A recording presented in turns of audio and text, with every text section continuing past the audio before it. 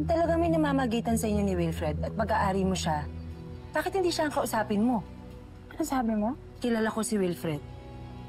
Hindi siya lalapit sa babae kung may karelasyon na siya.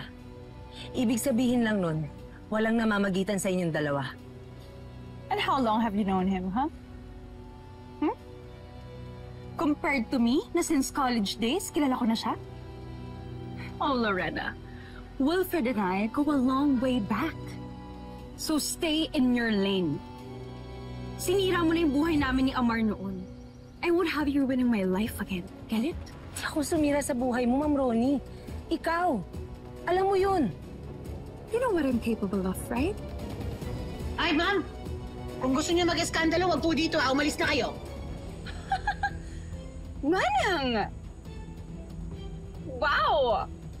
So ano yun, nag-downgrade ka para maging alalay ng dating alalay?